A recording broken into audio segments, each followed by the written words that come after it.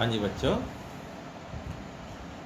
आज मैं system of particles and rotational motion unit 5 ਦਾ लास्ट वीडियो ਲੈਕਚਰਸ ਲੈ ਕੇ ਸਾਹਮਣੇ ਆਇਆ। ਟੌਪਿਕ ਦਾ ਨਾਮ ਹੈ motion of a cylinder rolling without slipping of an inclined plane. ਕਹਿਣ ਤੋਂ ਮਤਲਬ ਹੈ ਸਪੋਜ਼ ਆਪਣੇ ਕੋਲ ਕੋਈ ਇਨਕਲਾइन ਪਲੇਨ ਹੈ, ਸਮਥਿੰਗ ਲਾਈਕ ਦੈਟ। ਇਹ ਕੋਈ ਪਲੇਨ ਹੈ, ਇੱਥੇ ਕੋਈ ਬੋਡੀ ਆ ਸਿਲੰਡਰ ਹੈ, ਪੈਨ ਆ ਤੁਹਾਡੇ ਸਾਹਮਣੇ ਸਿਲੰਡਰ ਦੇ ਰੂਪ ਦੇ ਵਿੱਚ ਹੈ। ਹੁਣ ਇਹ ਪੈਨ ਮੈਂ ਇਸ ਬੋਡੀ ਇਸ ਥਾਂ ਤੇ ਰੱਖਿਆ, ਇਸ ਤਰ੍ਹਾਂ ਰੱਖਿਆ ਕਿ ਬੋਡੀ ਇਹ ਸਿਲੰਡਰ ਜਿਹੜਾ ਹੈ ਥੱਲੇ ਨੂੰ ਰੋਲ ਕਰਦਾ ਹੈ, ਸਲਿਪ ਨਹੀਂ ਕਰਦਾ। ਸਲਿਪ ਮੀਨਸ ਐ ਖਿਸਕਣਾ, ਰੋਲ ਕਰਨਾ ਮੀਨਸ ਐ ਲੁੜਕਦੇ ਜਾਣਾ, ਘੁੰਮਦੇ ਘੁੰਮਦੇ ਘੁੰਮਦੇ ਘੁੰਮਦੇ जाना, रोलिंग विदाउट स्लिपिंग। ठीक है, तो मैं डायग्राम दिखा रखी है। ये अपने को इनक्लाइन प्लेन है, ओ एक्स एक्सिस दे नाल एंगल थीटा बना रहा है। ये सिलेंडर का साइड तो नज़र आ रहा है, सिलेंडर का वेट है mg। तो जो एंगल थीटा है इनक्लाइन प्लेन दे नाल वही एंगल थीटा इधरले पासे भी बनेगा, जो आ थीटा तो वही थीटा होएगा। तो एम जी ਨੂੰ दो कंपोनेंट से रिजोल्व कर सकते हैं, एम जी cos थीटा तो एम जी sin थीटा। तो नॉर्मल रिएक्शन उपर ਨੂੰ ਲੱਗ ਰਿਹਾ ਤੇ फोर्स ऑफ फ्रिक्शन ਉੱਤੇ ਨੂੰ ਲੱਗ ਰਹੀ है, क्योंकि बॉडी थल्ले ਨੂੰ एक्सलरेट कर रही है। थल्ले ਨੂੰ ਕੀ है, नेट एक्सलरेशन। ओके, ये था various forces acting on the system. Now as reaction must be is equal to mg cos of theta. जोड़ा अपवर्ड रिएक्शन है वह डाउनवर्ड फोर्स से बराबर होएगा। ठीक है, तो net force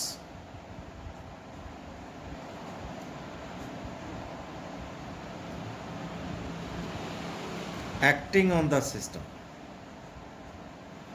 net force acting on the cylinder. थल्ले नूं बच्चों, थल्ले नूं दो फोर्सिस लग रही है, एक तो एम जी साइन थीटा हेठा नूं, एक फोर्स ऑफ फ्रिक्शन उत्ते नूं। तो ओवरऑल बॉडी थल्ले नूं एक्सेलरेट कर रही है, ਇਹਦਾ मतलब थल्लड़ी फोर्स उपरली फोर्स नालों बराबर ਵੱਧ होएगी, है ना। थल्लड़ी फोर्स उपरली फोर्स नालों ਵੱਧ होएगी। तो net force F which is equal to mass into net acceleration.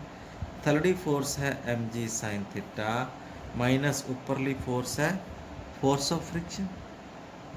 तो ये जी फोर्स ऑफ फ्रिक्शन है that is responsible for the rolling. इसनों घुमाएगी, जे फोर्स ऑफ फ्रिक्शन ना होएगी तो बॉडी स्लिप करेगी, लेकिन ये स्लिप नहीं कर रही, बॉडी रोल कर रही है, घूमती जा रही है, फ्रिक्शन के करके बॉडी घूम रही है। ठीक है ना, सड़क के उत्ते अपना साइकिल चलता है, मोटरसाइकिल चलता है, और रोलिंग पोजीशन च है। क्यों? क्योंकि फ्रिक्शन है। जो फ्रिक्शन ना होवे तो इको थां ते खड़ा चक्का घूमी जाए, वो रोलिंग नहीं होएगी, वो स्लिपिंग होएगी। तो अपने को रोलिंग विदाउट स्लिपिंग है, means there is no slipping. तो friction is responsible for rolling motion. तो जिदे करके टॉर्क लगेगा बॉडी ते, torque is equal to force. What is force? Force is force of friction. And r, r क्या है? Radius of cylinder. What is r? R is the radius of the cylinder. Okay, तो torque आ गया अपने को F into r. Torque बच्चों असी let I is the moment of inertia,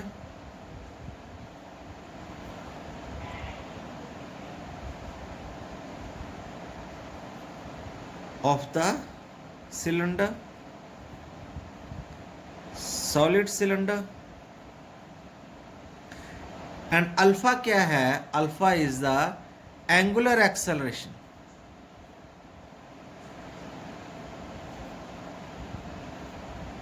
जो सिलेंडर रोल करेगा वो अल्फा की होएगा angular acceleration.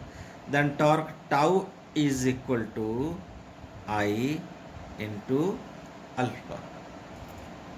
Okay, we know we have derived the relation linear acceleration a which is equal to r into alpha. From here असी put कर सकते हैं alpha की वैल्यू क्या, ए अपॉन आर। इतने तो टॉर्क आ जाएगा साढ़े कोल I into a upon r. This is equation number 2, this is equation number 3।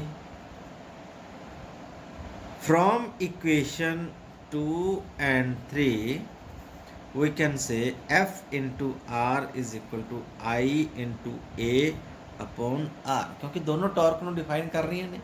Equation number 2 torque के अंदर F into R है, इक्वेशन नंबर 3 के अंदर टॉर्क क्या है I A upon R। तो मैं लिख सकता है तो from here I can write F is equal to I A upon R square। Give this equation number 4। now force की वैल्यू पुट करो in equation 1। I write putting equation 4 in equation 1। 4 the value f the value 1 number equation sorry 1 number तो आप दिते ही नहीं कोई। चलो आ इस equation में चलो नवा नाम दे देने 1a राइट। 1 नंबर तो आया ना, इन 1 नंबर ना दे देने 1a। ये पुट करनी है तो अपने को net force which is equal to mass into acceleration क्या आ जाएगा m g sine theta in minus force of friction जिसकी वैल्यू है I a upon r square. Ah minus I a upon r square इधरले पासे plus हो जाएगा तो m a plus I a upon r square की value क्या रहेगी अपने को m g sine of theta. इन्हों दोनों चो ए कॉमन आ जाएगा ब्रैकेट च m plus I upon r square is equal to m g sine theta. Acceleration पता करनी है आ थले आके डिवाइड हो जाएगा राइट। हाँ जी तो एक्सेलरेशन ए क्या आ गया साढ़े कोल a is equal to m g sine theta upon m plus I upon r square. This comes out to be acceleration. Now as we know I जड़ा की है मोमेंट ऑफ इनर्शिया जिसकी वैल्यू होंगी है m k square where k is radius of gyration।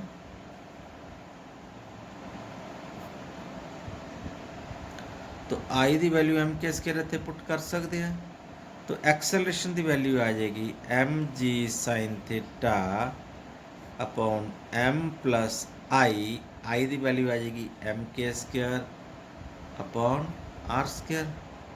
M common ले लेने m g sine theta upon m 1 plus k square upon r square. M ना m कटिया गया तो देखो बच्चे एक्सेलरेशन अपने को आ गया फार्मूला है g sine theta upon 1 plus k square upon r square. This is an expression for acceleration. Better है अपन नैक्सट इक्वेशन दे देने हैं। लास्ट इक्वेशन कितनी सी 4 चल रही सी 4 तो अगली दे देने हैं that is 5।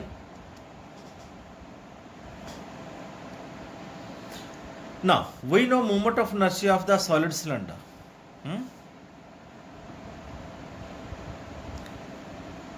Moment of inertia of solid cylinder I comes out to be half of mr square। तो I की value half mr square put की जा सकती है कितने पुट करनी है इस इक्वेशन इसे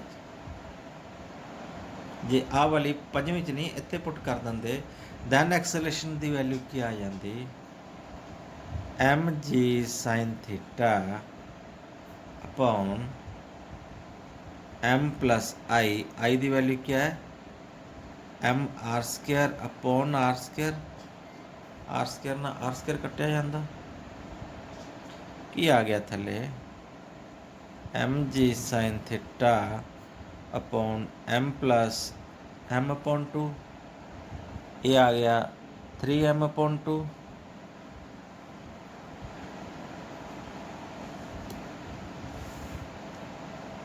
M g sine theta upon 3m upon 2 m ने एम कट्टिया गया तो ए दी वैल्यू क्या आ गई 2/3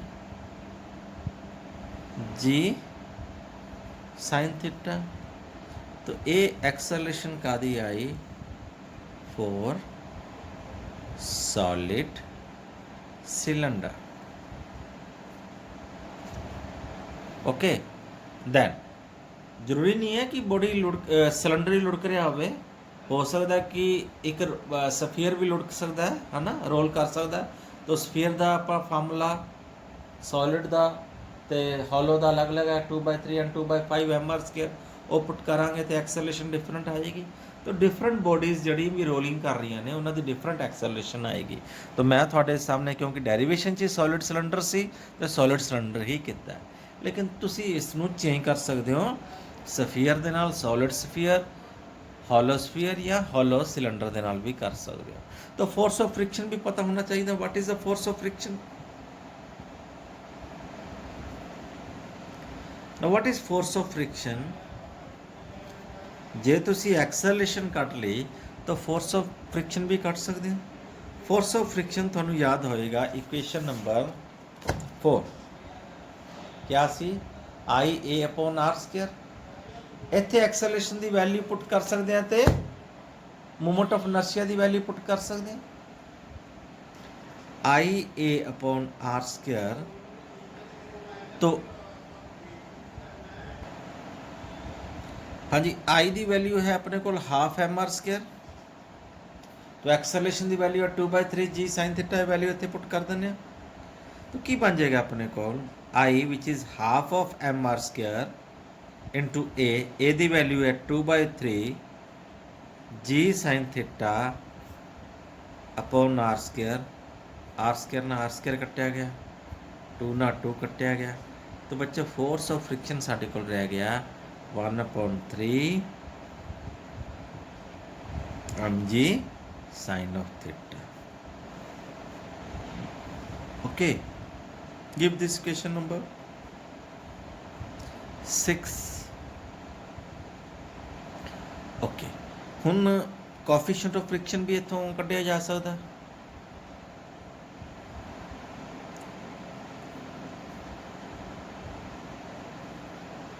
coefficient of friction हाँ जी coefficient of friction का फार्मूला mu is equal to f upon r force of friction divided by normal reaction force of friction equation number 6 थोड़े सामने है 1/3 mg sin theta and normal reaction r की equation बच्चों थोड़े सामने लिखी equation number 1 r is equal to mg cos theta है ना यही वैल्यू पुट करांगे